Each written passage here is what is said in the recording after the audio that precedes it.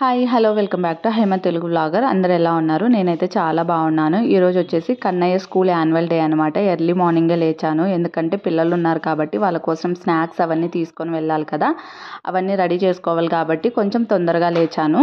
ఈ బాక్స్ వచ్చేసి కన్నయ్య కోసం రెడీ చేశాను. చాలా సింపుల్గా స్నాక్స్ అయితే పెట్టాను. ఒక బనానా, కొన్ని చెకోడీలు, 2 డ్రై ఫ్రూట్స్ లడ్డు ప్యాక్ చేశాను అనమాట తన కోసము.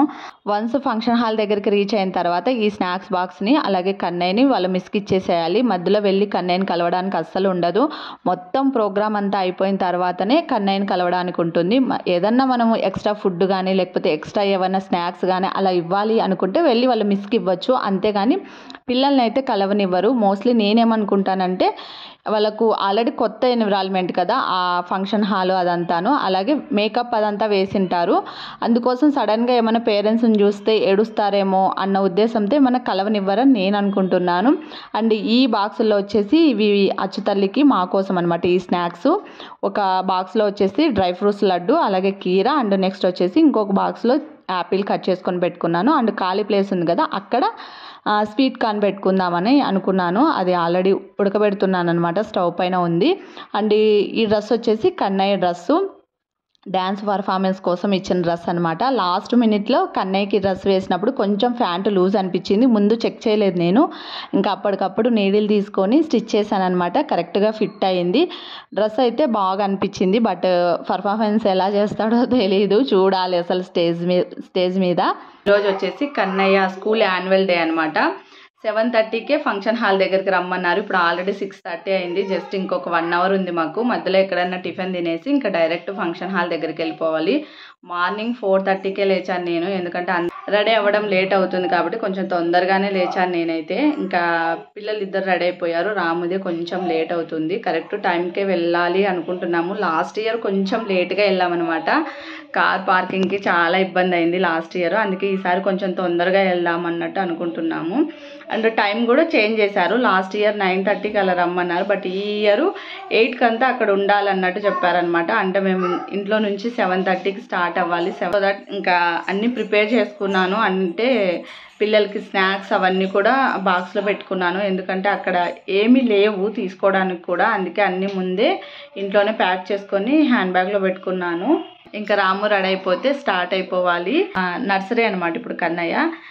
మొత్తం నర్సరీ బ్యాచ్ ఉంటుంది కదా పిల్లలు, వాళ్ళందరికీ ఒకే కలర్లో ఒకే థీమ్లో డ్రెస్ ఇచ్చారనమాట. డ్యాన్స్ ప్రాక్టీస్ చేపిస్తున్నారు 1.5 మంత్ నుంచి. చూడాలి అసలు ఎలా డ్యాన్స్ చేస్తాడో ఏంటి అనేది స్టేజ్ మీద. లాస్ట్ ఇయర్ ఏమైందంటే సడన్గా చిన్న పిల్లోడు కదా ఇంకాను, అప్పుడు 2.5 years అనమాట కన్నయ్యకి. స్టేజ్ మీద సడన్గా తీసుకొని వెళ్ళేసరికి సైలెంట్గా కామ్గా అన్నీ చూసుకుంటూ నిలబడిపోయాడు. ఆ లైటింగ్స్, ఆ జనాలు, ఆ క్రౌడ్ని, ఆ సౌండ్ అవన్నీ చూసుకుంటా సైలెంట్గా నిలబడిపోయి డ్యాన్స్ చేయలేదు. బట్ ఈ ఇయర్ చూడాలి అసలు డ్యాన్స్ చేస్తాడా చేయడా అన్నది. ఓన్లీ మనం ఇంటి దగ్గర డ్రెస్ వేసి తీసుకొని వెళ్ళాలి. అక్కడ వాళ్ళు మళ్ళీ మేకప్ అదంతా వేస్తారు, అంటే ఫేస్ మీద డిజైన్ అవన్నీ వేస్తారు అని నేను అనుకుంటున్నాను, ఎందుకంటే లాస్ట్ ఇయర్ కూడా అలాగే చేశారు. నేను మళ్ళీ మిమ్మల్ని ఫంక్షన్ హాల్ దగ్గరికి వెళ్ళిన తర్వాత కలుస్తాను. బాయ్.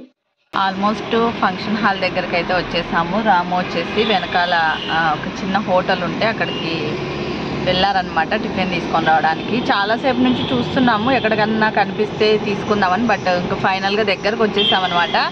అందుకే ఇంక ఇక్కడ తీసేసుకొని ఇక్కడ తినేసి వెళ్ళాలి అని అనుకున్నాము. లేదంటే ఇంకా డైరెక్ట్ ఫంక్షన్ హాల్ దగ్గరికి వెళ్ళిన తర్వాత తినాలి అని అనుకుంటున్నాం, చూడాలి.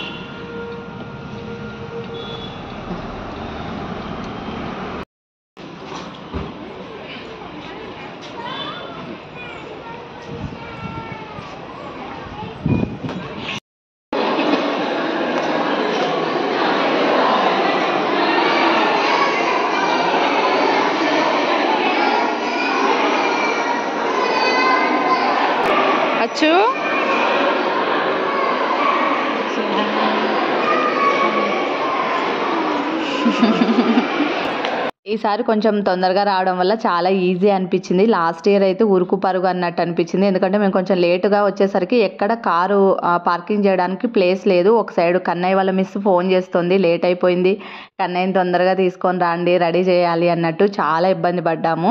బట్ ఈ ఇయర్ కొంచెం తొందరగా రావడం వల్ల చాలా ఈజీ అనిపించింది. మేము వచ్చిన తర్వాత నిదానంగా అందరు రావడం స్టార్ట్ అయిందనమాట. ఇక్కడికి వచ్చిన తర్వాత పిల్లలకి స్నాక్స్ తినిపించుకుంటే కొంతమంది ఉన్నారు, కొంతమంది డ్రెస్ వేస్తున్నారు, ఇక్కడికి వచ్చిన తర్వాత కొంతమంది రెడీ చేస్తున్నారు. ఇలా చాలా థింగ్స్ జరుగుతున్నాయి బయట. మేము ఇంకా డైరెక్ట్ ఆడిటోరియం దగ్గరికి అయితే వచ్చేసాము. వచ్చిన ఒక 1 అవర్కి చాలామంది ఇంకా నిదానంగా రావడం స్టార్ట్ చేశారు. ప్రోగ్రామ్ అయితే ఈసారి కొంచెం ఎర్లీగానే స్టార్ట్ అయింది. ఇక్కడ చూస్తున్నారు కదా, ఇది వచ్చేసి కన్నయ్య వాళ్ళ బ్యాచ్ అనమాట. మోస్ట్లీ ఈసారి చాలామంది నిలబడి కామ్గా చూస్తూ ఉన్నారనమాట. మావాడు కూడా అంతే, ఈసారి కూడా ఆ లైటింగ్ అవన్నీ చూస్తూ ఉన్నాడు. ఎందుకో తెలియదు, స్టేజ్ పైకి వెళ్ళగానే కామ్ అయిపోతాడు. ఇంట్లో చాలా చేస్తాడనమాట. మేము డ్యాన్స్ చేయనా అంటేనే ఆ స్టెప్స్ అన్నీ చేస్తాడు. వన్స్ ఆ స్టేజ్ మీదకి ఎక్కగానే ఎందుకో తెలీదు సైలెంట్ అయిపోతున్నాడు. ఆయన ఐఎమ్ హ్యాపీ, ఎందుకంటే చాలా చిన్న అబ్బాయి 3.5 yearsకి తను ఆ స్టేజ్ మీదకి వెళ్ళడం, ఆ క్రౌడ్ చాలామంది ఏడుస్తున్నారు. మెయిన్లీ కూడా ఆ స్టేజ్ మీద కూడా ఉండట్లేదు. ఆ తర్వాత వాళ్ళ పేరెంట్స్ వెళ్ళి ఎత్తుకొని వస్తున్నారనమాట. అంతా వాళ్ళు ఇబ్బందిగా ఫీల్ అవుతున్నారు. దాంతో పోలిస్తే మావాడు అట్లీస్ట్ ఆ స్టేజ్ మీద చాలాసేపు అక్కడ చూస్తూ ఆ పాట అయిపోయేంత వరకు అక్కడే ఉన్నాడనమాట.